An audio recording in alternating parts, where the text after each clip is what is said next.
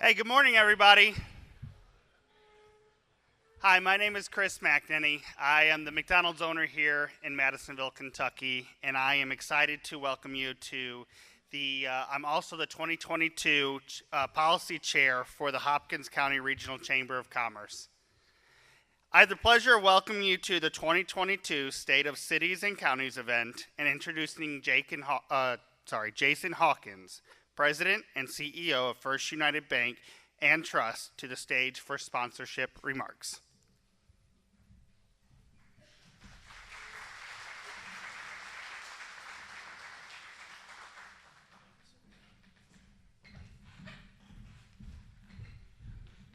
Thank you, Chris, and thank you all for being here. I am just really excited to be out today to see smiling faces without masks on.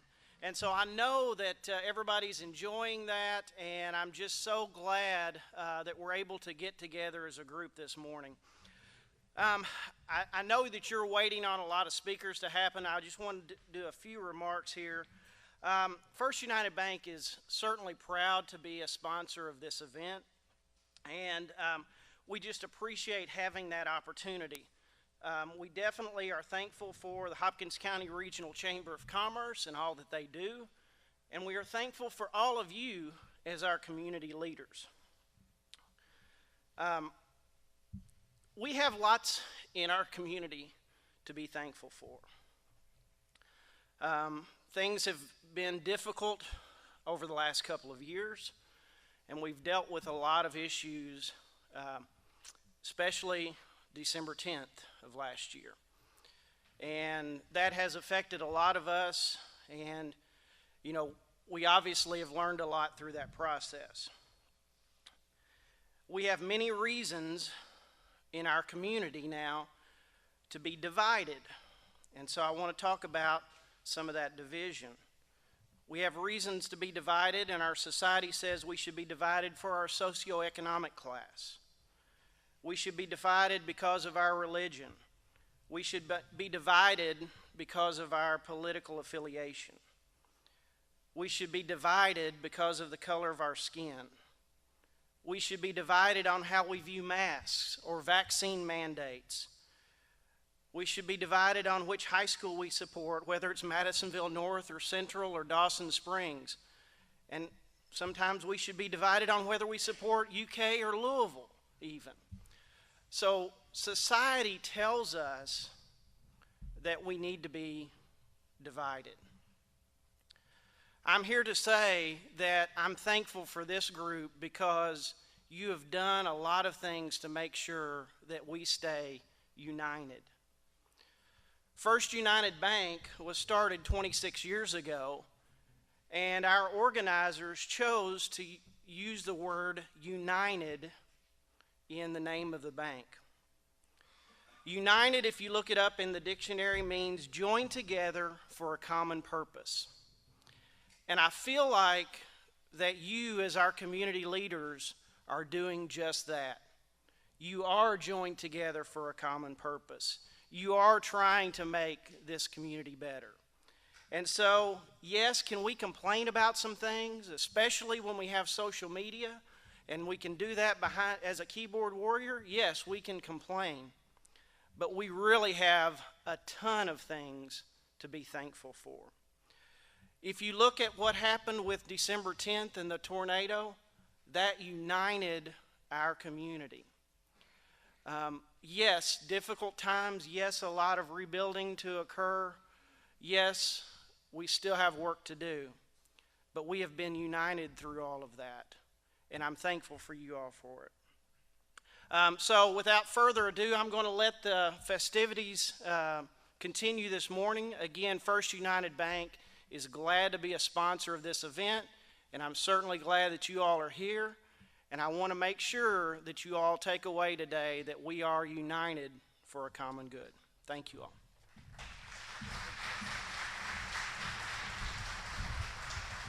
Thank you again, Jason, and the entire staff at First United Bank and Trust for serving as our sponsor. Our first presentation is an esteemed panel discussion moderated by Jason Vincent. Executive Director, Pennyrile Area Development Districts, with representatives from 4 of our cities. Following the panel discussion and during the Madisonville city addresses and county addresses, we will open the floor for questions. There are pens and questionnaire sheets on each of your place settings. Simply write your questions and a volunteer will pick them up and bring them to the stage. Gentlemen, as I call your name, please make your way to the stage. Jason Vincent, Pennyrile Area Development District. Oh, there he is right there. Chris Phelps, Mayor, Morton's Gap. Kevin Cotton, Mayor, Madisonville. And Mark McGregor, City Councilman, Dawson Springs.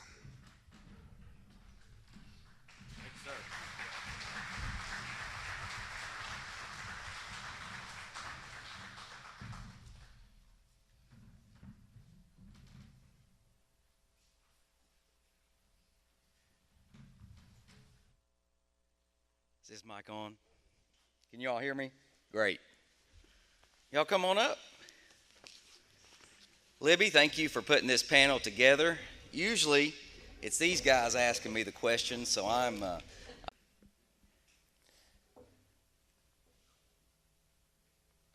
To have the opportunity to serve this community during these tough times is humbling. To see the entire community come together and rally around Dawson Springs and Barnsley, and we put our differences aside. We put all of our divisions that we heard from society to the side, and we came together as a united front, from the school systems to the cities to the citizens, the churches. All walks of life came together in such a tragic time. And I want to say that on behalf of the city of Madisonville, I'm proud of our team that stepped up and showed up and served in all areas that were affected in Hopkins County. The friendships that we've been able to reunite and the opportunities that we've had to serve alongside of Mark during the rescue and recovery of the tornado is forever life-changing. And the bonds that we've been able to create as a community is forever changing. And just yesterday, I was able to spend some time with a young man at Pride Elementary School who wrote a grant to do a memorial garden in Dawson Springs. And he was awarded that $2,000 grant. But it's not the fact that he wrote for that $2,000 grant, it's that he thought about others and he wanted to make an impact for this community. To memorialize those that were lost in Dawson that happened to be friends of mine and family. But to think that that 5th grader took that step to go that extra mile shows that we were all impacted by the disaster of the tornado. Barnsley is located close to Morton's Gap, and Morton's Gap, similar to Madisonville and other communities in Hopkins County, we were not damaged physically by the impact of the December 10th tornado. But our community, as Mayor Cotton said, Hopkins County is small enough that we are all tight-knit together, and it did impact us all. And so as the storm is taking place, Wayne Hart's on television talking about, where it's moving from and to, and there's multiple tornadoes going on, a lot of storms that were threatening our area. And the big one that hit Barnsley and went through Dawson Springs, I'm an idiot like this, so I go outside and I'm trying to film like this rotation he's talking about in the air, and I'm looking at the sky with the lightning and everything. And so our deck, I'm looking toward the east, and so I'm to my left. All of a sudden, like the pressure starts building up in the ears, like you're taking off in an airplane. I start hearing the cracking of trees, and then it's like this thing could. I mean, this thing it's happening. So I running back inside, and my wife and kids and her animals are all in the hallway. Wayne Hart's now frozen on the screen. You know, the cable's gone, internet connection's gone, then power's out. So after the impact of the tornado, I get in my truck and I drive around Morton's, see a few twigs laying in the street. Then I see our fire department gathering together at the station in town, and our lieutenant, Mr. Jonathan Underwood, said they're heading to Barnsley because it was really impacted. Little did we know, of course, everything's gone at that time. You know, the internet's gone. We have no way to communicate. That Dawson had been very hard hit as well. So the next day, you know, after the veil of darkness had lifted, the chill of the air had set in, and daylight started to shed light on the reality at hand, we went and we see what we could do as a community. And, of course, things are blocked off going into Barnsley. And one of the first people you see in Morton's Gap, Wendy Smith, owner of Sissy's, she found a griddle and was on the sidewalk cooking food to hand out to people, not to sell, to hand out to people.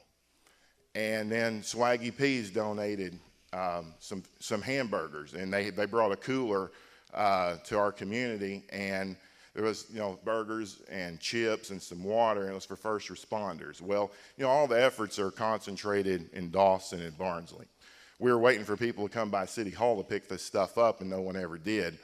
So my wife and I and our boys, we jump in my truck, and so we just decided to take it to Barnsley, get as far as we could, even if we just had to hand the burgers out to the people blocking the roads to make sure it was properly distributed to those that needed it.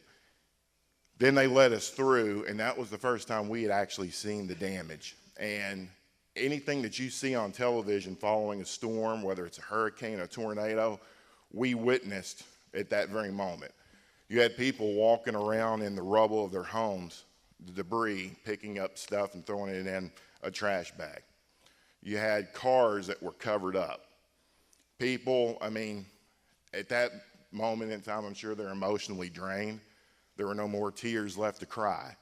But they were very great. So we just started handing out the burgers to anybody we could find, people that were gathering up their belongings. And it was a very real moment to see that, because we knew that when we left that area, we were going back to a house we could call home. And we could find a blanket on a shelf. We could find food in the pantry. These people were gathering up stuff, putting it in a garbage bag if they could find it. And, you know, we all know somebody that may have been impacted by this, or we may have known some people that perished in it. But it just shows that, one, you don't take life for granted. And despite the differences that we have on the social impacts of society, pro-mask, anti-mask, the political affiliations, and everything else that may forge these divisions between us, it's stuff like this that shows that we're all bonded together by human nature. And this and probably 9/11 are two that I can look back on, and at those moments in time, it didn't matter anymore what divided us. We were just looking for a way to come together, and that's what we did. And I was very proud of Morton's Gap and everything else that's going on in Hopkins County for that reason. So Thank you, Mayor, and thank you all for those responses. Let's switch gears just a little bit. I believe everyone in this room, we've been touched one way or another by the pandemic, by COVID-19. Has there been any impact on your all's communities, whether that be workforce related, financially? we, of course, during all the moratorium stuff where you couldn't shut off water for people that were in arrears at that point, We did take a financial toll because, as I've spoken many times at these meetings, we were having some financial issues with regard to our water system breaking down. So it couldn't have happened at a worse time for us on the financial side. But I'm proud to say that we did not have to roll back a single minute of work hours for our employees. Yeah. We didn't have to lay off a single person. And we kept chugging along as best as we could, considering the matters at hand. So financially, yes, it did. It did hurt the cash flow overall of the water department. Businesses being closed, obviously that hurt, but curbside pickup certainly did help, and we did our best to promote. Morton's Gap, Sissy's being open, anybody else being open. But it's another form of those things, people coming together. And but thankfully, we got through it all, and hopefully we can say the same for others. Thank you. Workforce. Is anybody hiring in the room? Yeah, we're still seeing those effects of the coronavirus and workforce.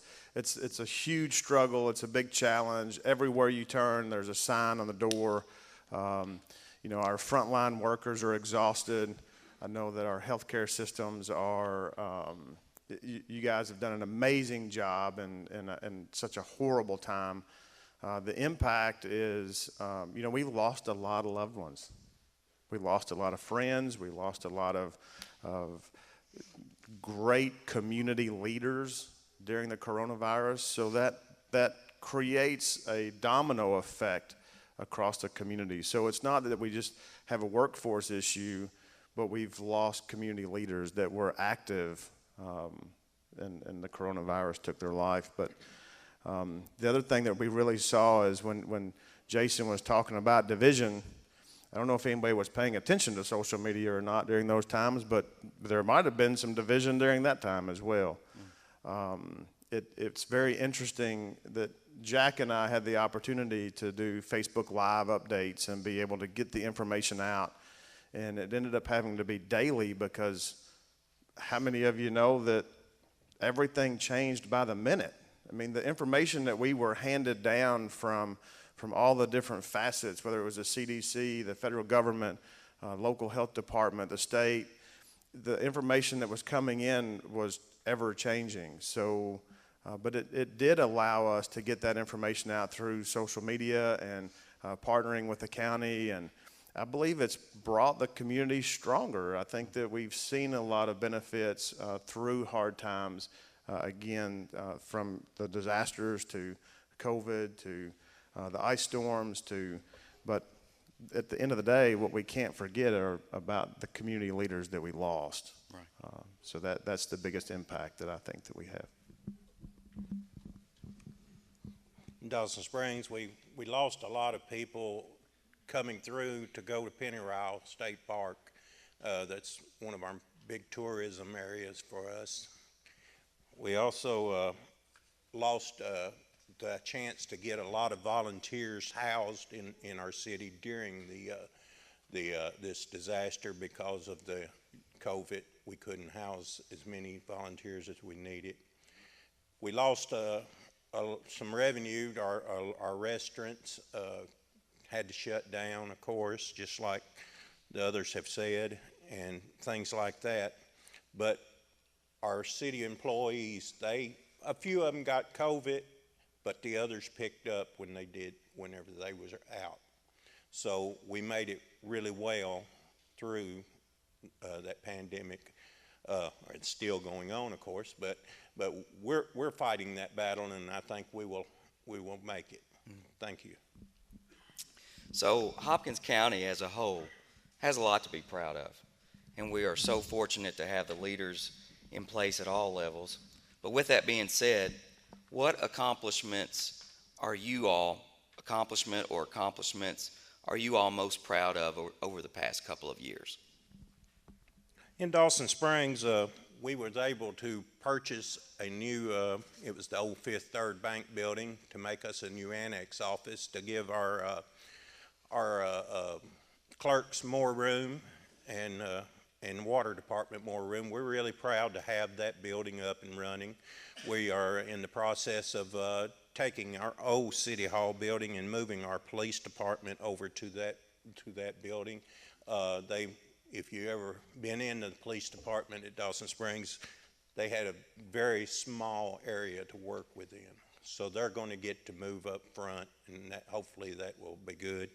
We also have been able to purchase 3 new police cars in the last year or two and upgrade everything else on the other police cars, which helps our police department out tremendously. Another thing we're really proud of, with the help of the state is widening Highway 62 and creating a turn lane, turning and going in up to the school, which is really going to help the traffic flow and help our students coming and going from the school. And they're going to put in some sidewalks down through 62 too, which, as you know, we have several people that on motorized wheelchairs in Dawson Springs, and that's really going to help them to be able to get through. So that's just a few of the things that we're proud of. So I'll keep mine a little shorter because I do have a little bit more time later on. But a couple of the things that stand out to me as accomplishments are we have, if you'll afford me just a minute, if our team, will our team stand up? If your city, will you stand up? This is one of the proudest things that I can say as an accomplishment, is seeing this group of people come together as leaders that lead our departments in the city of Madisonville as a united front and a united voice with one theme, and that's to elevate every business, every person, and every home in our community. And they do a fantastic job at it. And we have watched this team of people just work through this past couple of years to become that united front. And I want to say thank you to them, and I ask that you say thank you to them. Thank you. The other accomplishment that I think that we have is, I don't know, did anybody ask last time about the playground at Mar Park? I think that was asked several times and in several speeches, but guess what? It's finished, and just last night I was able to play on the rope swing for the second time yesterday. And it's fantastic, and it's a great addition to the community, but again, it's just the quality of life pieces that we've been able to see happen over this past couple of years, and that's huge when we're looking at workforce and looking at families moving into our communities. So, but the teamwork is what I'm the most proud of. As I spoke many times again at these events, the big challenge that we faced was the water system was breaking down. And our city, just like I'm sure a lot of other cities, one of your primary sources of revenues are the utilities you sell.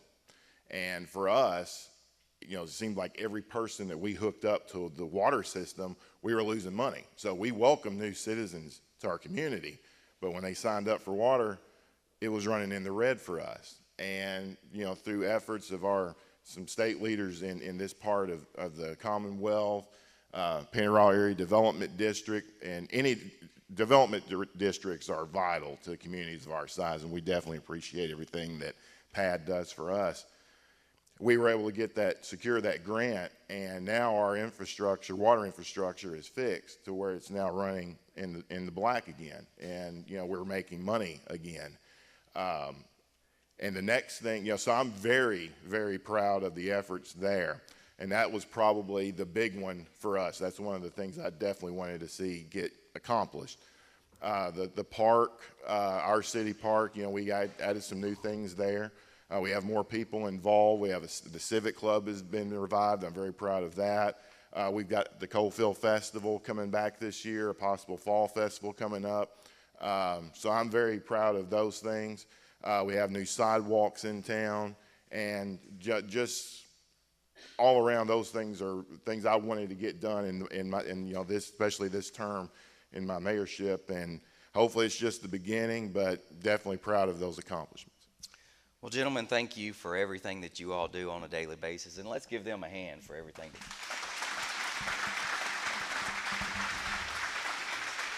That's it.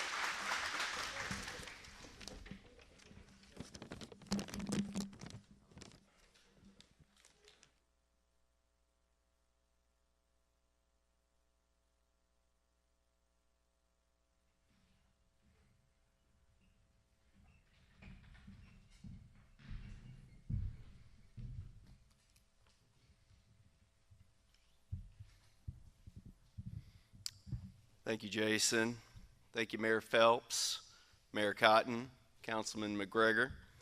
I'm Tim Quinn with Rudd Insurance Agency, and I am the 2022 Chairman of the Hopkins County Regional Chamber of Commerce.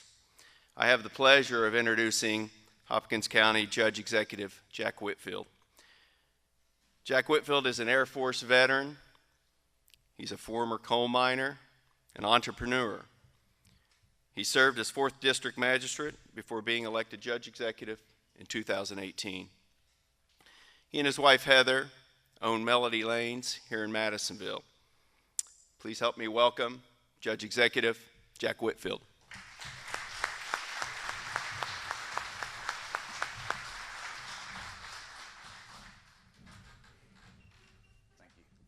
So, is this mic working there? Yes. I love wireless mics because I hate standing still. So good morning. It's great to be here today, especially after missing last year. It's great to see so many people here. I am glad that we are somewhat back to normal. So I wanted to start this morning. We've got a lot of elected officials talking today. I want to start about a story about an elected officials that shows the temerity, the tenacity, and the boldness of some of your elected officials. So most of you know the president came to Hopkins County in Dawson Springs. We did a tour of the area. When we did the tour, we got done, and the president and the governor did a press conference. They get done with their part, so we're standing in a circle. There's myself, the mayor of Dawson Springs, former governor, the president, the first lady of Kentucky, and we're standing in a circle talking. There's a pause in the conversation, and the mayor of Dawson Springs, Kentucky looks at the president of the United States and says, "Hey, I need your cell phone." And the president looked over at his aide and goes, "Give it to him." That is a true story, and I love it. It shows the boldness and the willingness to do whatever it takes to make this county great. And I tell you, so this is a state of the county and city's address. After the past 2 years, I am convinced the state of this county is better than it's ever been. We have seen people come together to cooperate, to work together, to get things done like I've never seen before. The people in this community are amazing. You know, Kevin always says we have a community that cares. Never before seen the caring like we've seen today. I love the title of this State of the Cities and Counties Address, The Power and Partnerships, because we've seen that like we've never seen before as well.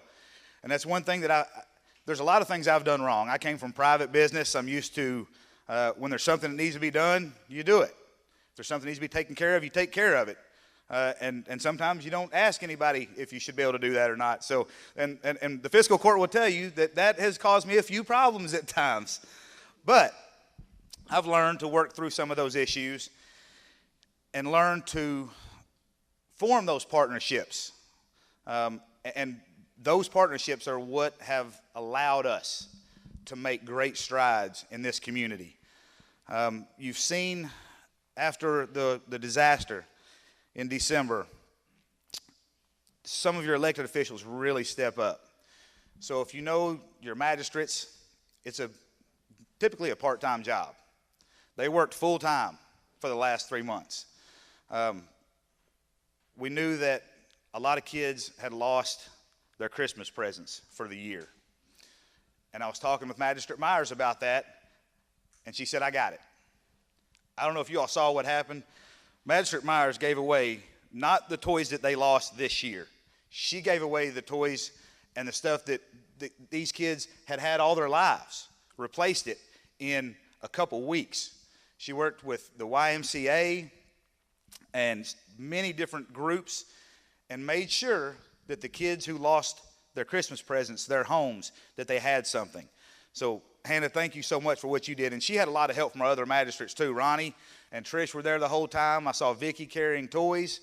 Bill Rudd, we needed to get supplies out. He took that over. Bill's 24. He doesn't look like it after the last 3 months. He had a rough time and took care of it. Again, along with partnerships that he has formed all his life. And you may not know this yet, but Bill Rudd is not running for re-election. I'm mad at him for that. But Bill, if you'd stand up for just a second, just so we can say thank you for the service you've given us.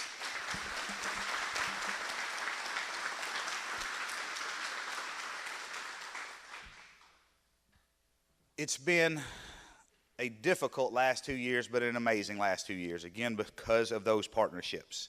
As Kevin mentioned, he and I did Facebook Live updates every day for a while. The great thing that came out of those was not that we did updates that people were able to see or hear us, but it was the people that we brought in that knew a lot more than we did about what was going on. We've formed partnerships with our school system. We had the superintendent of schools, who is here today, and the former superintendent come in several times so we could keep the community informed on what was going on. We had people from Baptist Health come in and talk and address the community so people would know what was going on in the healthcare system. The health department, we had mental health professionals come in to talk, because I can't take care of everything. In fact, there's very little I can take care of by myself. But I know people that know more than I do that I can get to come in and help. That has been one of the things I think I've done well, is work with other people in the community and out of it. And that is what makes our community great. Not any individual leader, not any individual initiative, but the fact that we can work together so well. And I think that's what it takes to make this community tick. And we do have some great leaders that work in our community. And we've got an election coming up.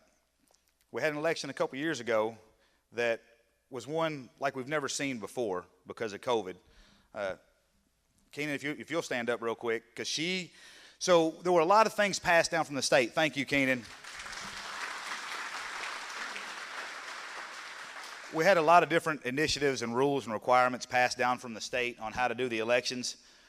In Hopkins County, what we were doing went up to the state so they could figure out how to do it better because of what Keenan and her team put together. So some of the initiatives that she did are now going to be used across the state. Our jailer, Mike Lewis, has done an amazing job with our jail. If you watch what was going on across the state, many jails and prisons had horrible COVID outbreaks. Cost counties, states, cities a ton of money, had people dying in jails. We went almost this entire time with 0 cases. I think we finally had 1 or 2 in the jail. 10 total over the past 2 years. We saw the jail in Muhlenberg County, which is a state facility, they had hundreds at any given time. So Mike, thank you for that. And also thank you for the programs you do for the inmates, because we know that going to jail and getting out doesn't mean you're going to do better. But with the programs that Mike has put in place to help the inmates to grow and to have opportunities when they get out, it makes a huge difference in their lives. So thank you, Jailer Lewis. Our sheriff is not here today. He's out of town. But I tell you, the sheriff and his deputies have done an amazing job. You don't see that so much until something like a tornado hits and you see deputies pulling babies out of bathtubs. Those guys do an amazing job. We think, typically they're driving up and down the road, that law enforcement is just part of their job, saving lives is just part of their job. It's a tough job, and they do it well, and the sheriff does a great job of running that department. I'm so appreciative of the leaders that I have gotten to work with. Without them, I don't know where I would be. We could have a tough time. So a few things that we've got coming up that I want you to know about. One, the county's budget. Again, this is because not me, but Magistrate Myers will not let us have a bad budget. She does a wonderful job of making sure that the county's budget is in good shape, and it's in better shape than it's ever been. So we'll continue along that path. Broadband is a huge issue in the county. We know that. I have been on the phone with AT&T, Spectrum, Charter, Watch Communications, trying to get broadband expanded in the community, and I think we have done some of that with wireless internet right now. We will not stop working on that until we have the county wired up. So now we've got a new partner we're working with, Kenergy, that wants to wire up the entire county. Fiber to the home, we get in our own way sometimes. They've had to change legislation so they could do that. Now they're working with the Public Service Commission to make that more available, but we will not stop until we get internet available to all the county residents, because that is absolutely necessary for the future growth of the county. Another step in the growth for the county, Tuesday we passed, we have finally signed a contract to build a sports complex. And I know that has been a saga, and I know there may be some in this room that do not want that sports complex because it is much more expensive than we want. But if you are in here and you don't want that sports complex, or if you're somewhere else and you don't want it, when you go to the restaurant that comes up next to it, or you go shopping at the retail store that pops up next to it, please come in and say, I was wrong. It's a good thing, because it's going to be a good thing for this community. We can sit still and die, or we can take chances and grow. As you can see, I don't sit still. So I will always take chances and work to make this community grow. We've got opportunities. We just have to be willing to take them. We've got opportunities, and we have to work together to take them, whether it's with the cities, whether it's with our churches, the banks, the YMCA, hospitals. So many different groups love this community, and as long as we can work together, get past our differences, Hopkins County will continue to be an amazing place to live and to work. Thank you.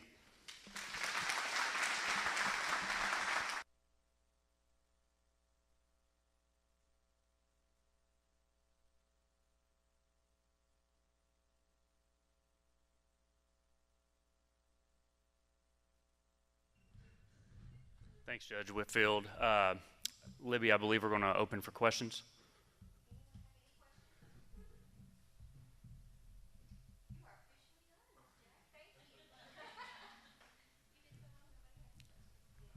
Thanks, Judge Whitfield. I'm Chad Hart, CEO of the Hopkins County Family YMCA, and one of the proud sponsors of today's state of the Cities and County Breakfast. I have the pleasure of introducing Kevin Cotton. Where's Kevin? Kevin Cotton, there we go.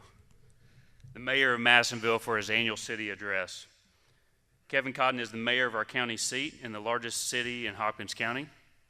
Prior to being elected mayor in 2018, Kevin served as a captain for the Madisonville Fire Department and spent many years volunteering in the EMS and fire field.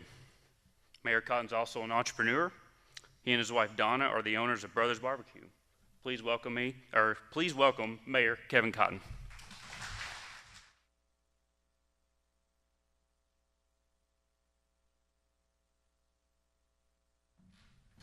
I'm not going to grab the other mic because, as you can tell, I'm not as physically fit as Jack, so I'm not going to run back and forth on the stage. But I do want to say thank you to the Chamber of Commerce. Thank you for all of those that have attended today. It's been tough. It's been a tough couple of years. It's been a tough year. It's been a tough couple of months. But at the end of the day, the partnerships that we have with the Chamber, with our EDC, with our regional health care, with our college, with each of you, we can do more, and we can get through these tough times. A lot of times as elected officials, we see this mentality of my for and no more, only what I can get done in my time, only what I can get accomplished. And the problem with that mentality is we kind of put ourselves in a box. We don't look far enough into the future of what our true possibilities are. You have on your table a little brochure, and it says Infinite Possibilities. We had our strategic planning meeting with our administration, and we come across a book titled The Infinite Game by Simon Sinek. The infinite game is, a lot of times we look at finite games where there's a beginning and an end, or there's a winner and a loser, or there's an end goal. But the infinite game is those future possibilities and how we're going to get and grow as a community, and how we're going to leave for our community the opportunities that our community deserves. Both the city and the county have infinite possibilities. And by working together, I can't tell you how thankful that I am to have the relationship that we have with our county judge executive. And I know you've already given him a round of applause, but do it again, because Jack Whitfield is a great leader.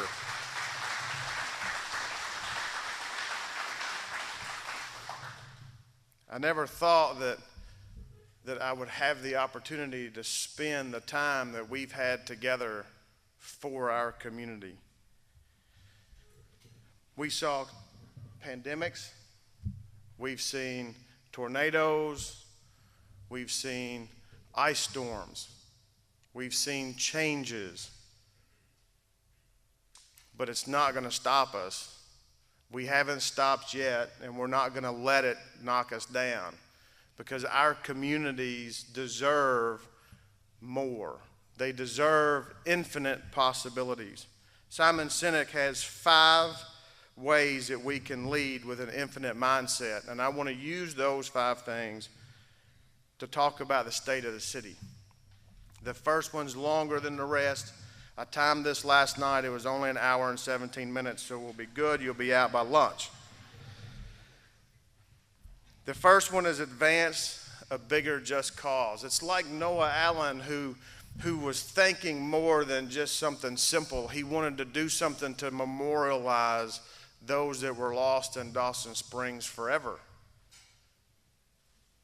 It's about going out to Festus Claiborne Park and visiting with the kids and spending time with them and learning from them what their desires are and what their needs are and what they would like to see. And then hearing from their parents when they come back and say, my kids wanted you to know how much they appreciated you listening, because they were able to play on the things that you asked them about and that they told you that they wanted. Because now that inspires those kids to do more. I was able, and if you haven't been, I encourage you to attend a drug court graduation. The city of Madisonville became a second chance employer for a reason. And it wasn't just to work on our workforce, it was to give opportunities to those that hadn't had opportunities before. By giving them that second chance, by pouring into that individual. James Sisney, I don't know if he's here, but James works with the city, and we were able to hire a couple of individuals out of drug court to give them that second chance. We were able to attend the graduation. One of them has went on to do bigger, better things and is working for another company in our community. The other one decided that he wanted to stick it out with us and go from being a seasonal employee to being a full-time employee that's so excited to get up every morning and go to work that sometimes you got to calm him down. But when we were there as a team and we were able to watch Eric get his certification where he had graduated drug court, it's a big deal. If you've never been addicted to anything, it's a big deal to make it across that finish line and not quit. But it's people like James Sisney who spent time and mentored Eric to give him those opportunities. It's like Jeff Duval and the team of the Parks Department who spent time with Eric and poured into him that helped him get across that finish line. It's that infinite mentality that we need in our community. Kim Blue is sitting in the back. Our city council and Kim Blue wanted to join up with World Changers. We've done that in the past, right? But it's more than just rebuilding 5 homes or working and remodeling to make 5 homes look prettier, or it's about pouring into the lives of 5 families who might not have had the opportunity to do what they needed to do. It's about changing those lives. It's about making them the best that they can be and being a part, just a small part of that. That's what makes me proud to be in this position. It's working with that mentality. Some of the tough things that we've had to deal with is we finally was able to get our HR policies and procedures done. The book's like this thick. If you've ever had to go through that thing and you realize that it hadn't been updated in many years, there's a lot of things that's got to be changed, and it took us almost 2 years to get through that policies and procedures. But it wasn't so that we could just be in line with the law.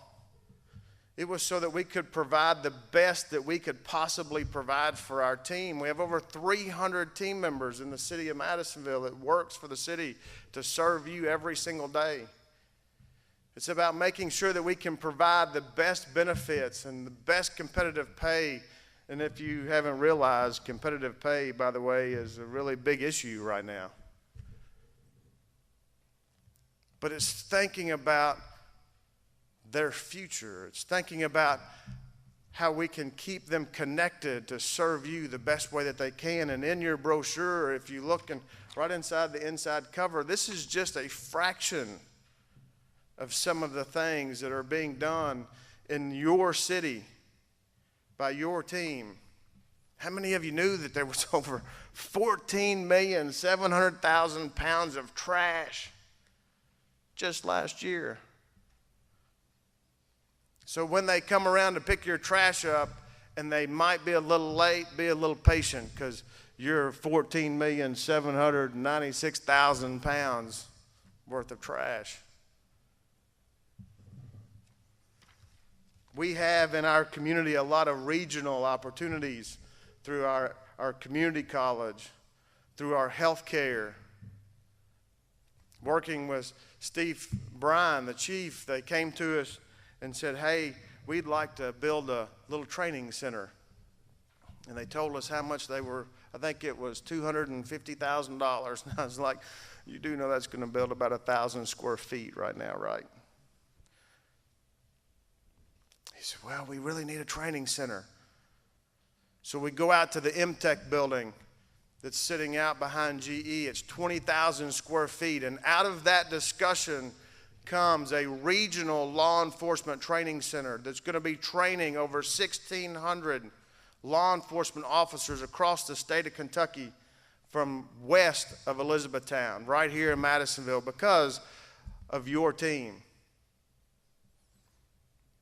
It's unbelievable when we can set our minds outside of our four no more, and when we can get our team to look at the way beyond their time and their retirement. And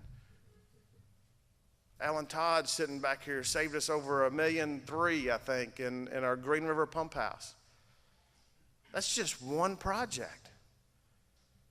We had a meeting with him yesterday, and I'm like, man, you just keep coming in here.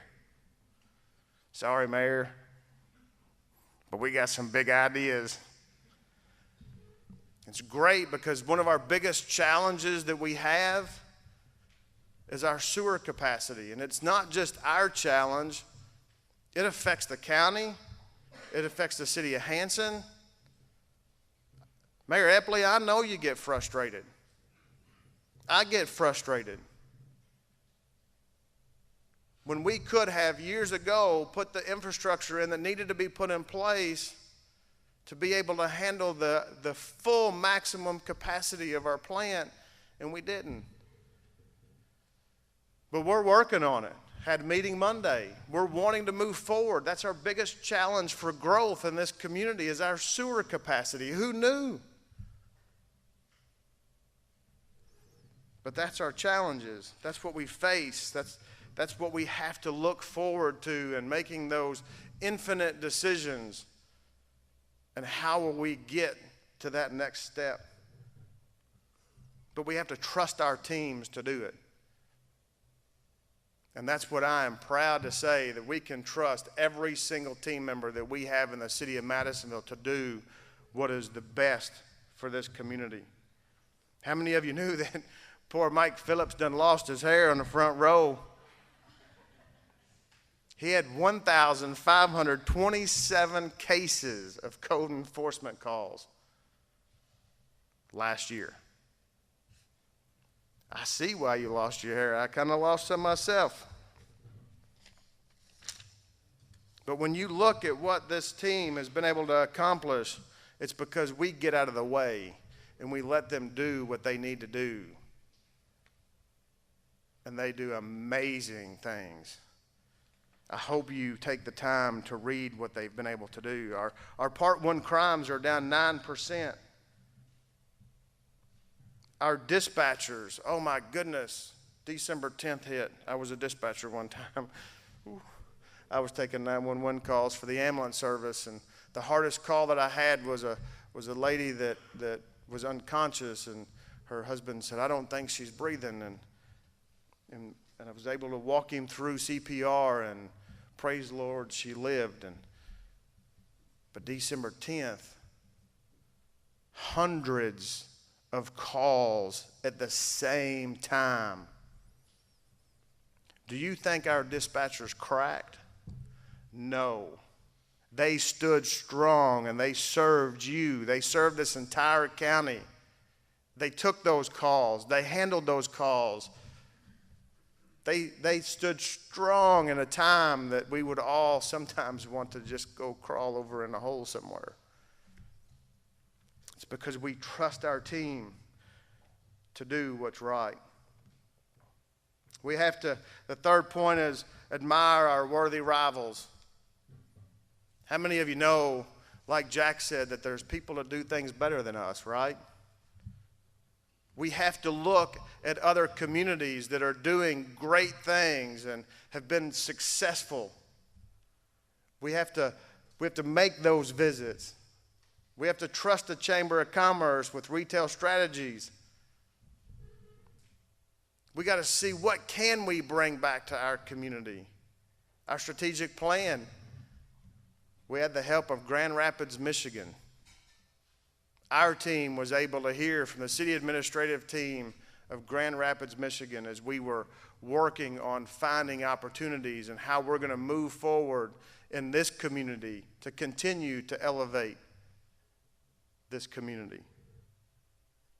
We were able to spend some time in Yuma, Arizona. How many of you knew that our National Guard from Madisonville, Kentucky had been deployed to Yuma, Arizona to protect our borders? We were able to spend some time in Yuma, and we got to meet with the chief of Border Patrol on drug interdiction. How can we get drugs off of our streets? Because I-69 is a corridor. How can we partner together? We got a chance to talk with the Yuma Police Department and their regional training facility and their academy that they provide. How did that work? And we might have even recruited a city engineer, Lincoln Fugel. We brought him home and made him come to work with us. Now he's from here, but that made it a little easier.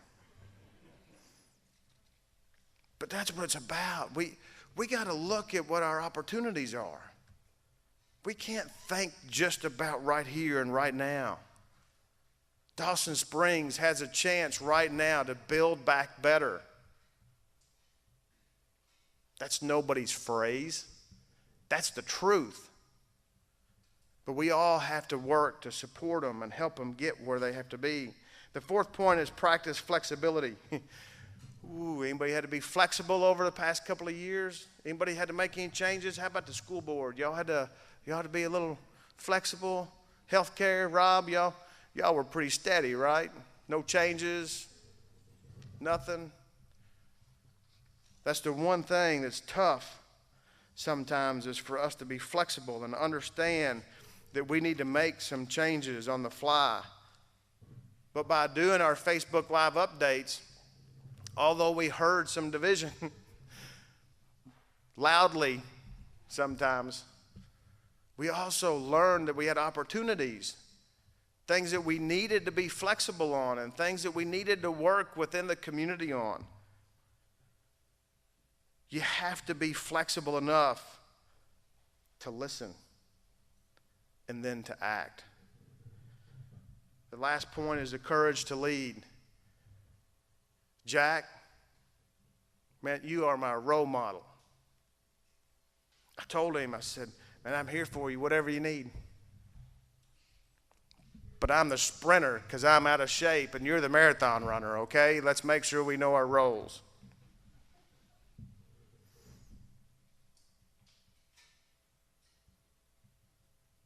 To watch this community lead in such a horrible time. Everything that you do. I also want to recognize Corey Elder. I believe you're here with Congressman Comer's office. Thank you for being here. As well as Morgan Alvey from Senator McConnell's office. Thank you very much.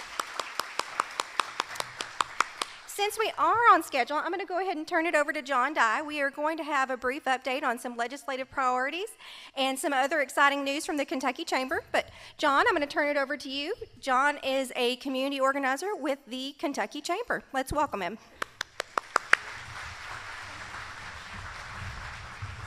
Hey guys, thank you very much. I may pass out up here. I'm used to doing public policy. If I can get 10 people in a room to listen to me, I'm doing pretty good. So you guys really know how to do breakfast.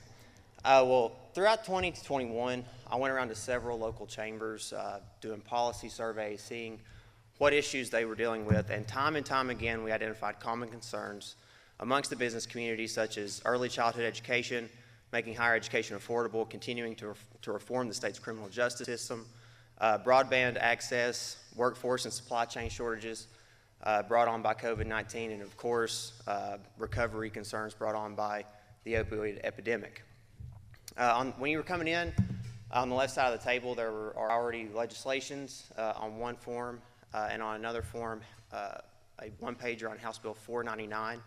I do want to take a minute to thank the Hopkins County Regional Chamber for working with us on House Bill 499. This was an area, talking about advocacy this morning, this was an area where we have already advocated together. We believe there's too many obstacles for working parents to get back into the workforce, especially for working mothers. And Libby and your board were kind enough to join us in a coalition in trying to get that legislation across the finish line. So thank you so much to your board, your membership, Libby and her staff.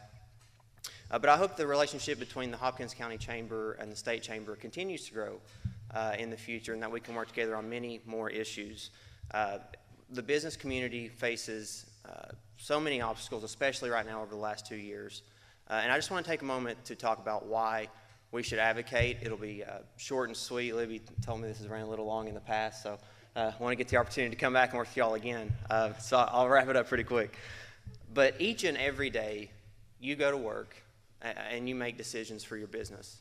But also policymakers in Frankfort make decisions that are going to impact that business. And we think it's so important that the business community has a seat at the table when the legislation is being drafted. We think you should be in the Capitol when the legislation is being debated. We think that this community is better when the business leaders are in the driver's seat. So if you'll have me back, I would love to come back and meet with your board.